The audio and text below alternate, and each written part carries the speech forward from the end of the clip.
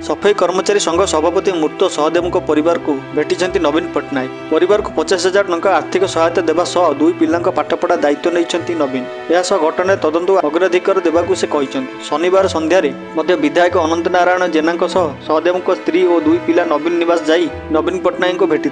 भेटा अवसर नवीन आश्वासना देते सहदेव पत्नी को 50,000 टंका सहायता राशि प्रदान करते। हत्या पर मृत्यु सहदेव परिवार लोके भांगी पड़ी एकमात्र रोजगारिया पुओ को हराई।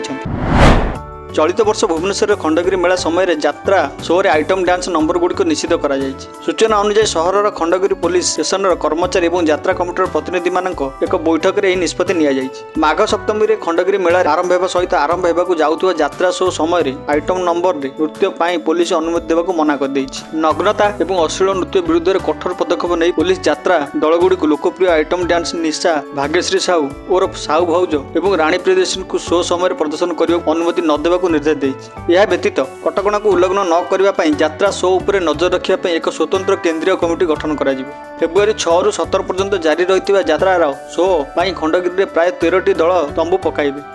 ओडिशार मालकानगिरी जिले एक कार्यक्रम में अश्लील नृत्य प्रदर्शन करने अभियोग में यात्रा कलाकार भाग्यश्री साहू विरुद्ध में पुलिस द्वारा एक मामला रुजु कर मालकानगिरी जिलार कोटामेटारे एक शो समय जड़े पुलिस अधिकारी उपस्थित में अश्लील कार्य और गीत प्रदर्शन को नहीं जन असंतोष देखादेवा पर आइटम नृत्य उपर प्रतिबंधक लगाई। माथिल थाना आईएससी विरुद्ध में विभागीय तदंत आरंभ होगा सहित पुलिस कलाकार साहू भाउज और यात्रा आयोजन विरुद्ध में मामला रुजु कर यह मध्य ओडिशार मालकानगिरी में अश्लील नृत्य यात्रा कलाकार भाग्यश्री साहू विरुद्ध में पुलिस मामला। सृष्टि हेब 2000 ट्राफिक पुलिस पदवी। राज्य में वर्तमान 2198 जन ट्राफिक पुलिस कार्यरत अच्छा। सड़क सुरक्षा क्षेत्र में प्रमुख भूमिका नहीं ट्राफिक व्यवस्था चलित वर्ष आउ 2000 नूतन ट्राफिक पुलिस पदवी सृष्टि करने को मुख्यमंत्री मोहन चरण माझी निर्देश देते।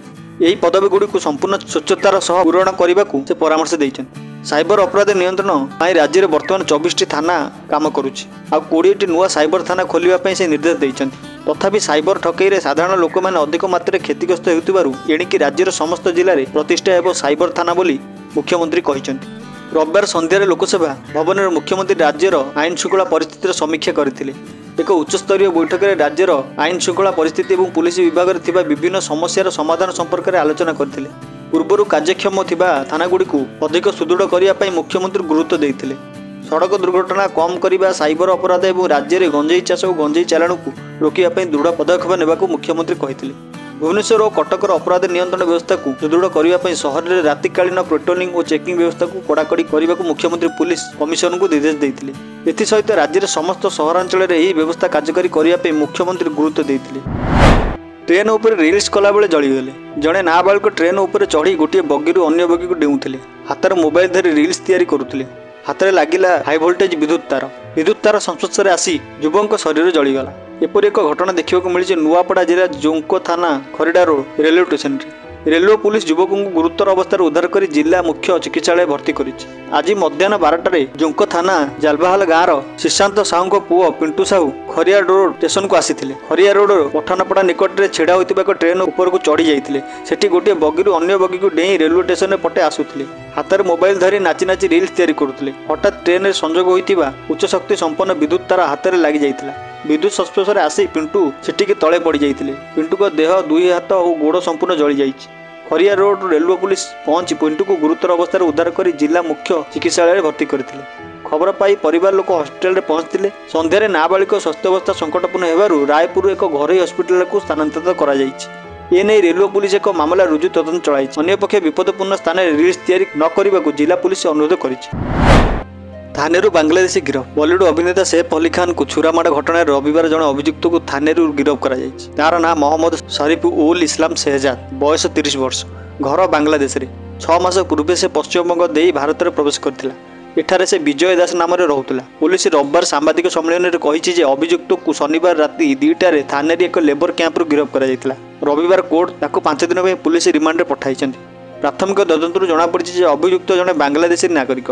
ता पाखरे वैध भारतीय दस्तावेज नहीं। ता पाखरु किछि बांग्लादेशी सामग्री मिली। अभियुक्त जनक प्रथम थर पर अभिनेता शोक घर को जाइथिबा आमे अनुमान करुछु। से भारत में पहुंचा पर निजुक विजय दास नाम परिचय दे रोला। से 5 ରୁ 6 मास पूर्वे मुंबई आसीथिला। ताको वर्तमान खार थाना रे रखा जाई पचराउचरा करा जाउछि। या पूर्व शनिवार छत्तीसगढ़ दुर्गरू जड़े संदिग्ध को गिरफ्त करा जायथिला। ତା ନାଁ ଆକାଶ କୈଳାସ କନୋଜିଆ। ତାକୁ ମୁମ୍ବାଇ ପୁଲିସ ହସ୍ତାନ୍ତର କରାଯାଇଥିଲା। ସେହଜାଦକୁ ଗିରଫ ପରେ ମୁମ୍ବାଇର ବାନ୍ଦ୍ରା ହଲିଡେ କୋର୍ଟରେ ହାଜର କରାଯାଇଥିଲା। କୋର୍ଟ ତାକୁ 5 ଦିନ ପାଇଁ ରିମାଣ୍ଡରେ ପଠାଇବାକୁ ନିର୍ଦ୍ଦେଶ ଦେଇଥିଲା।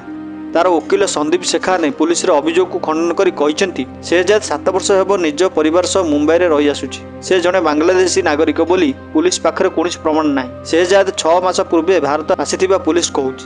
ସେମାନେ ଭୁଲ ବିବୃତ୍ତି ଦେଇଛନ୍ତି। ସେହଜାଦ ଅନେକ ଅନ୍ତର୍ଜାତିକ ଷଡ଼ଯନ୍ତ୍ରରେ ସାମିଲ ଥିବା ଅଭିଯୋଗ ହୋଇଛି। ପ୍ରାଥମିକ ତଦନ୍ତରୁ ଜଣାପଡ଼ିଛି ଯେ ସେହଜାଦ ବାନ୍ଦ୍ରାସ୍ଥିତ ସେଫ୍ଙ୍କ ସଦ୍ଗୁରୁ ଶରଣ ବଙ୍ଗଳାରେ ଜାନୁଆରୀ 16 ତାରିଖରେ ପ୍ରବେଶ କରିଥିଲା। ଚୋରି କରିବା ଉଦ୍ଦେଶ୍ୟରେ ହିଁ ସେ ଆସିଥିଲା। ସେ ତାର ନାମ ମହମ୍ମଦ ଇଲିୟାସ ବି କହିଥିଲା। ଥାନାକୁ ଆସିବା ପୂର୍ବରୁ ସେ ମୁମ୍ବାଇରେ ଏକ ହାଉସ କିପିଂ ଏଜେନ୍ସି ପାଇଁ କାମ କରୁଥିଲା। ଅପରାଧ ଘଟାଇବାରେ 15 ଦିନ ପୂର୍ବରୁ ସେ ମୁମ୍ବାଇ ଫେରି ଆସିଥିଲା। ପୁଲିସ ଏବେ 2ଟି ଆଧାରରେ ତଦନ୍ତ ଚଳାଇଛି। ଅଭିଯୁକ୍ତ ଚୋରି ଉଦ୍ଦେଶ୍ୟରେ ଆସିଥିଲା ନା ସେଫ୍ଙ୍କ ସହ ତାଙ୍କର କୌଣସି ପୁରୁଣା ବିବାଦ ଥିଲା ତାହା ନେଇ ତଦନ୍ତ କରୁଛି। ପୂର୍ବତନ ମନ୍ତ୍ରୀ ସ୍ୱର୍ଗତ ନବକିଶୋର ଦାସଙ୍କ ହତ୍ୟା ମାମଲାକୁ ନେଇ ରାଜନୈତିକ ତମ୍ବି ତୋଫାନ ଥମିବାର ନାଁ ନେଉନି। ଘଟଣାକୁ ନେଇ ସିବିଆଇ ତଦନ୍ତ କରାଯିବାକୁ ବିଜେପି ନେତାଏ ଆଗରୁ କହିବା ସହ ନବ ଦାସଙ୍କ ପରିବାର ଚୁପ୍ ରହୁଥିବାର ଦର୍ଶାଇ ତୀବ୍ର ସମାଲୋଚନା କରି ଆସିଥିବାରୁ ପୂର୍ବତନ ବିଧାୟିକା ଦୀପାଳି ଦାସ ମୁହଁ ଖୋଲିଛନ୍ତି। ସେ କହିଛନ୍ତି ବିଜେପି ଚାହିଁବା ଅନୁଯାୟୀ ମୋହନ ସରକାର ତଥା ମୁଖ୍ୟମନ୍ତ୍ରୀଙ୍କୁ ତାଙ୍କ ପରିବାର ପକ୍ଷରୁ ସିବିଆଇ ତଦନ୍ତ ଲାଗି ଲିଖିତ ଭାବେ ଜଣାଇବାର କିଛି ଅସୁବିଧା ନାହିଁ। ନବ ଦାସଙ୍କ ହତ୍ୟାକାଣ୍ଡ ମାମଲାକୁ ନେଇ ବିଜେପି ଡାଳେ ଡାଳେ ଯାଉଥିବା ବେଳେ ନବ ଦାସଙ୍କ ପରିବାର ପତ୍ରେ ପତ୍ରେ ଯାଉଥିବା ଦେଖାଯାଉଛି। ଦୀପାଳି ଦାସ ଗଣମାଧ୍ୟମକୁ କହିଥିଲେ ଯେ ତାଙ୍କର ପିତା ମୃତ୍ୟୁକୁ ନେଇ କ୍ରାଇମବ୍ରାଞ୍ଚ ତଦନ୍ତ କରିଥିଲା। କୋର୍ଟରେ ଏହି ମାମଲା ଏବେ ବିଚାରାଧୀନ ରହିଛି। ମାତ୍ର ତଦନ୍ତକୁ ନେଇ ଭିନ୍ନ ଭିନ୍ନ ପ୍ରକାର ଆଲୋଚନା ହେଉଛି। ପ୍ରତିପକ୍ଷ ଗୋଷ୍ଠୀ ତାଙ୍କ ପରିବାର କାହିଁକି ଏହି ଘଟଣାରେ ମୁହଁ ବନ୍ଦ ରଖିଛି କହି ସମାଲୋଚନା କରିବା ସହ ମାନସିକ ଭାବେ ଚାପ ସୃଷ୍ଟି କରିଛନ୍ତି। ଗଣମାଧ୍ୟମରେ ତାଙ୍କ ପରିବାର ବିରୋଧରେ ବିଭିନ୍ନ ପ୍ରକାର ମନ୍ତବ୍ୟ ଦିଆଯାଉଛି ଯାହାକି ତାଙ୍କୁ ଏବଂ ତାଙ୍କ ପରିବାର ସଦସ୍ୟଙ୍କୁ ଦୁଃଖ ଦେଇଛି। ପ୍ରକୃତ ପକ୍ଷେ ତାଙ୍କ ପରିବାରକୁ ଯଦି ନ୍ୟାୟ ଦେବାକୁ ସରକାର ଚାହୁଁଛନ୍ତି ତାହେଲେ ସିବିଆଇ ତଦନ୍ତ କରାନ୍ତୁ କି ଯାହା କରନ୍ତୁ ସେଥିରେ ଅସୁବିଧା ନାହିଁ କହି ବିଜେପି କୋର୍ଟରେ ବଲ୍ ପକାଇଛନ୍ତି ଦୀପାଳି। କୁମ୍ଭ ମେଳାରେ ଅଗ୍ନିକାଣ୍ଡ।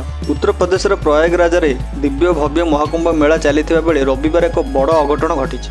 ସଙ୍ଗମ ସ୍ଥଳର ସେକ୍ଟର 19ରେ ଥିବା ଗୀତା ପ୍ରେସ୍ ଶିବିରରେ ନିଆଁ ଲାଗି ପ୍ରାୟ 200 ତମ୍ବୁ ପୋଡ଼ିଯାଇଛି। ନିଆଁ ହୁତାସନ ହୋଇ ଜଳୁଥିବା ବେଳେ ଶ୍ରଦ୍ଧାଳୁମାନେ ଭୟଭୀତ ହୋଇ ଏଣେତେଣେ ଧାଇଁଥିଲେ। ପୁଲିସ ସେମାନଙ୍କୁ ସୁରକ୍ଷିତ ସ୍ଥାନକୁ ନେଇଥିଲା। ଏଥିରେ କେହି ମୃତାହତ ହୋଇନାହାନ୍ତି। ଘଣ୍ଟାଏ ଭିତରେ ନିଆଁକୁ ଆୟତ୍ତ କରାଯାଇଛି। ଏହାପରେ ପୁଣି ସବୁକିଛି ସ୍ୱାଭାବିକ ହୋଇଯାଇଛି। ଖବର ମୁତାବକ ଅପରାହ୍ନ ପ୍ରାୟ 4ଟା ବେଳେ ନିଆଁ ଲାଗିଥିଲା।